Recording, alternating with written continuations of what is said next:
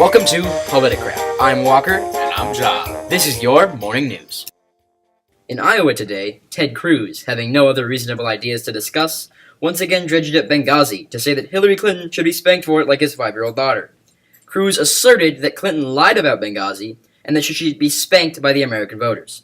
Cruz was quoted as saying, "In my house, if my daughter Catherine, the 5-year-old, says something she knows to be false, she gets a spanking." Clinton campaign responded by suggesting that Cruz's daughter should call Child Protective Services immediately. 5-year-old Catherine was unavailable for comment. In international news today, Russian President Vladimir Putin, who claims he could destroy America within 30 seconds, said, "Trump was an outstanding personality."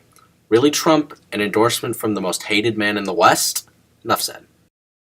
In national news, Donald Trump showing a miniature display of his policies towards Muslims this week by ejecting a harmless Muslim woman from his rally. Rose Hamid, a 56-year-old flight attendant, was ejected from a Trump rally for standing up to silently protest Trump's absurd assertion that all Muslims are ISIS terrorists. Keeping with the theme of the rally, Trump supporters began to shout, "She has a bomb! She has a bomb!" Trump's policy to keep all Muslims from entering the U.S. is a great example of his misunderstanding of both the U.S. Constitution and the Bill of Rights. Hamid, when contacted, said, "The ugliness really came out fast, and that's really scary." Major Stephen Thompson of the Rock Hill Police Department told CNN Hamid was kicked out of the event because the campaign told him beforehand that anybody who made any kind of disturbance should be escorted out. Hopefully for all of us, including Trump, this does not turn out to be his real policy for disturbances inside the U.S. And now a word from our sponsors. Ads away. Tired of all those annoying political advertisements? Tired of explaining to your 8-year-old daughter why it's okay for politicians to lie, but not her? Do you just not care at all about politics or America? Then you need Ads Away. Ads Away will remove all political ads from your programming for the rest of the primary season for the low, low price of $99.99. And if you act today, you will receive a free upgrade to our Ads Away premium service, which will remove all political ads from state, local, county, and national elections through the entire election cycle. To live ad-free, call now, 1-800-555-5555. Operators standing by. Our special feature this evening is a segment we like to call Presidential Candidates Say the Darndest Things. First off tonight, we have Ben Carson quoted as saying, "My own personal theory is that Joseph built the pyramids to store grain." Really, Ben? I have 2 words for you. King Tut. Next up is Hillary Clinton, who promised to investigate aliens when she became president. The candidate said, maybe we could have, a task force to go to Area 51. Really, Hillary? Most Americans can't afford health care. But sure, let's investigate Area 51. Now we have another quote from Ben Carson. God, I wish we could use them all. "People are not as stupid as the media think they are. Many of them are stupid. Okay, but I'm talking about overall."